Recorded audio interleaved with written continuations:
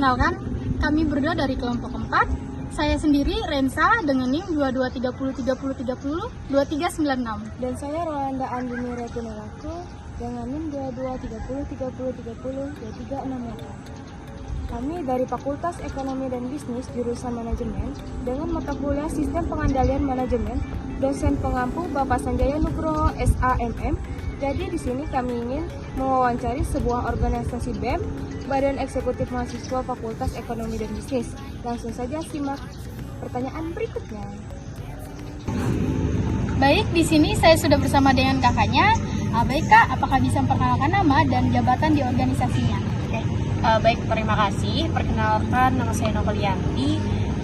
Saya di Badan Eksekutif Mahasiswa Fakultas Ekonomi dan Bisnis sendiri itu menjabat sebagai sekretaris 2 untuk tahun ini. Jadi kak, di sini kami ingin mewawancarai yaitu terkait organisasi dengan tema wawancara itu tentang bagaimana sebuah organisasi BEM Fakultas Ekonomi dan Bisnis melaksanakan fungsi pengendaliannya. Kita masuk ke pertanyaan yang pertama kak. Jadi apa saja tujuan utama dari pengendalian yang diterapkan dalam organisasi BEM Fakultas Ekonomi tersebut? Oke, jadi untuk tujuan ya, jika kita berbicara tujuan itu ada beberapa tujuan gitu. Mungkin yang pertama itu adalah meningkatkan efisiensi dan efektivitas dalam suatu organisasi kami. Terus yang kedua juga meningkatkan tujuan organisasi kami agar lebih tercapai. Terus yang ketiga itu menganalisis dan mengatasi permasalahan-permasalahan apa saja gitu yang terjadi di dalam organisasi kami. Dan mungkin tujuan yang terakhir ialah untuk meningkatkan transparansi antar sesama anggota, pengurus, dan terlebih juga BPH di pengurus Badan Eksekutif Mahasiswa Fakultas Ekonomi dan Bisnis. Pertanyaan selanjutnya kak. Jadi bagaimana sebuah proses penyusunan dan penetapan dalam standar kinerja di BEM tersebut?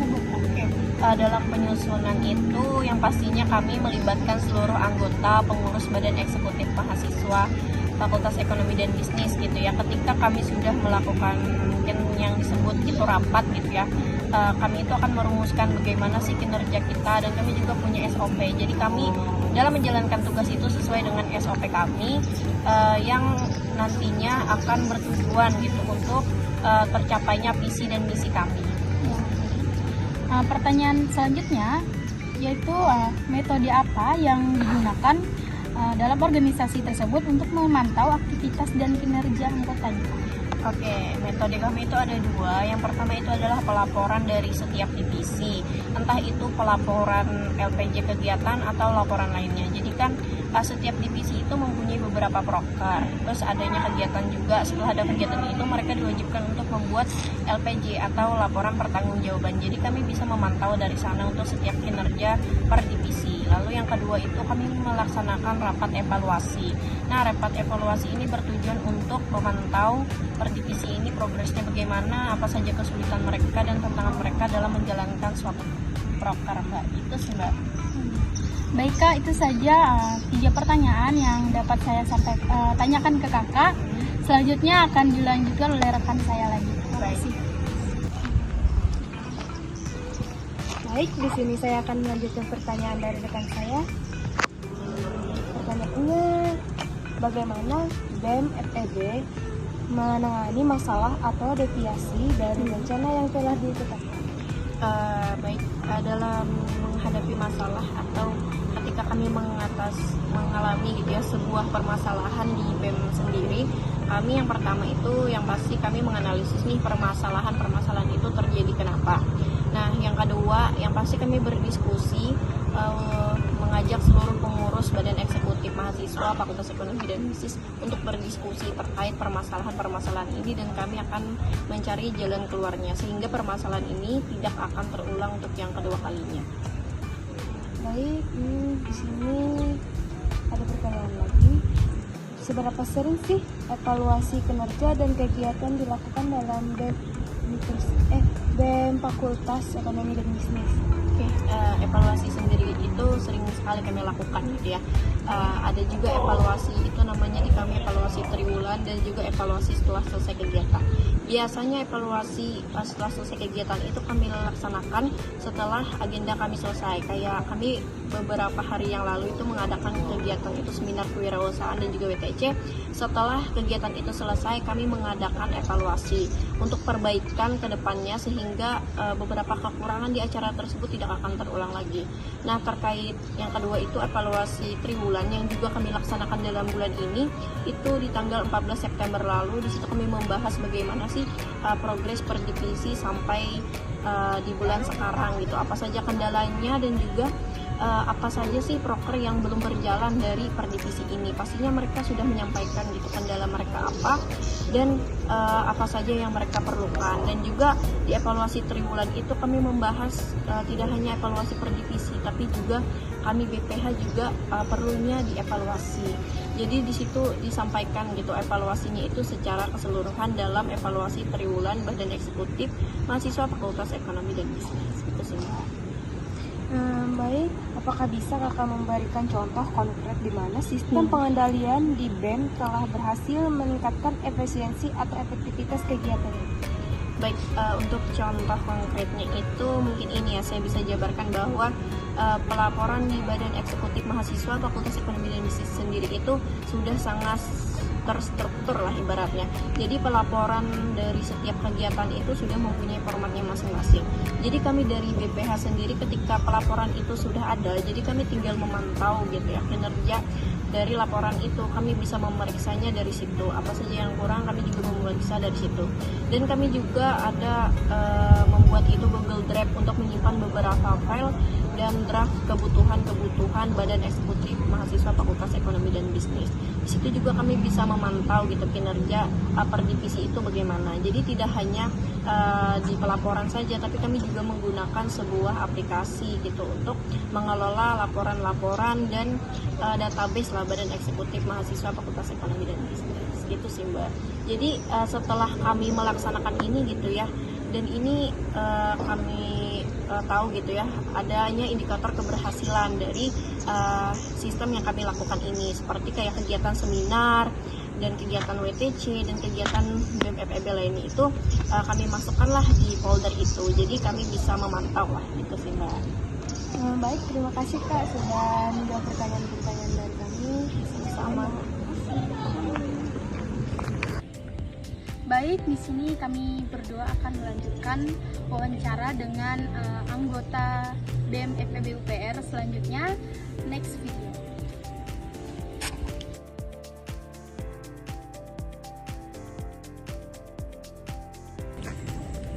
Baik, bisakah kakak memperkenalkan diri lebih dahulu? Baik, perkenalkan nama saya Selvi, saya salah satu anggota dari BEM FEB, saya dari anggota senior. Baik, langsung saja kita masuk ke sesi pertanyaan ya. Di sini saya mempunyai 2 pertanyaan. Baik, yang pertama, bagaimana BEM merencanakan anggaran dan melakukan pengendalian biaya? Baik, biasanya anggaran BEM itu dirancang melalui rapat di awal periode atau di awal sebelum dilaksanakannya program kerja di setiap divisi. Nah, di mana setelah adanya rapat itu dibikinlah sebuah proposal, dan proposal tersebut akan disebarkan ke setiap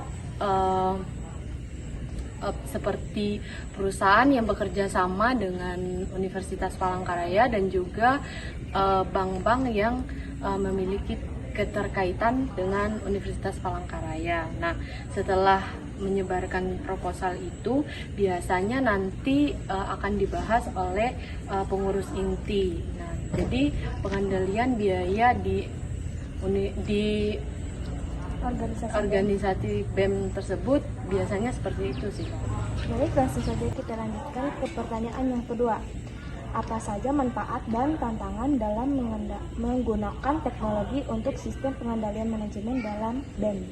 Baik, manfaat dari teknologi itu meliputi kemudahan dalam mengolah dokumen atau laporan keuangan, dan juga mungkin komunikasinya lebih cepat juga karena bisa melalui platform seperti Google Drive atau WhatsApp seperti itu. Nah, kalau untuk tantangannya sendiri itu seperti kurangnya keterampilan dari anggota BEM itu sendiri.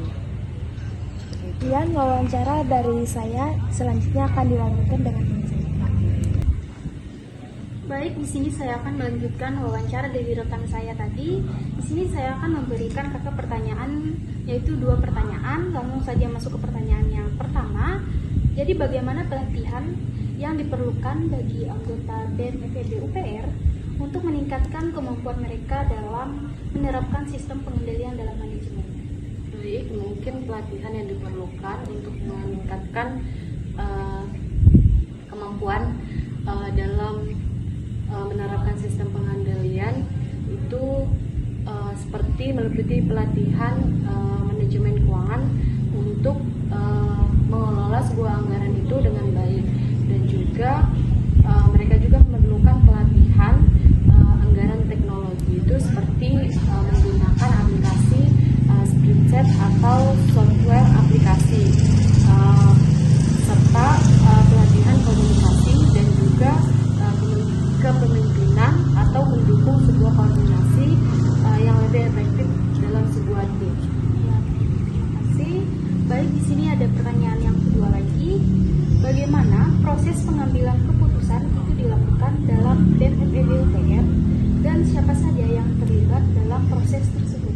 Baik, proses pengambilan keputusan di BEM itu dilakukan melalui rapat atau musyawarah. Nah, dan juga ketua BEM atau gubernur di BEM FEB sendiri itu memimpin diskusi dan diikuti oleh wakilnya dan sekretaris, bendahara, dan lain-lainnya. Nah, semua anggota itu diberikan kesempatan untuk menyampaikan sebuah pendapat atau opininya dalam sebuah musyawarah tersebut, dan di mana kesepakatan itu dibuat melalui sebuah musyawarah tadi, dan juga biasanya juga dilakukan melalui voting untuk menentukan keputusan mana yang baik, mana yang tidak baiknya.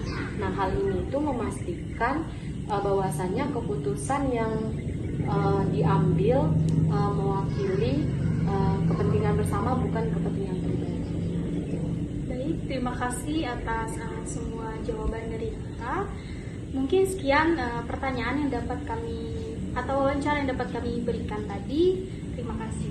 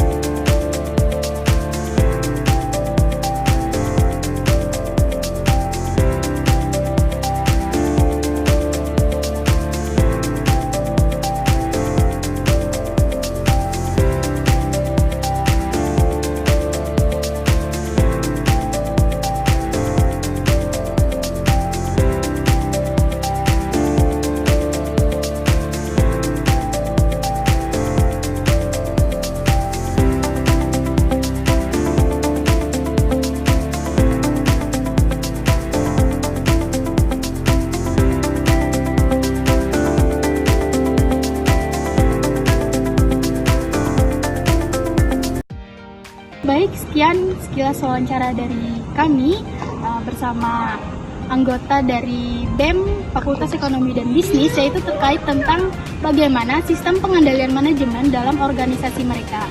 Sekian dan terima kasih.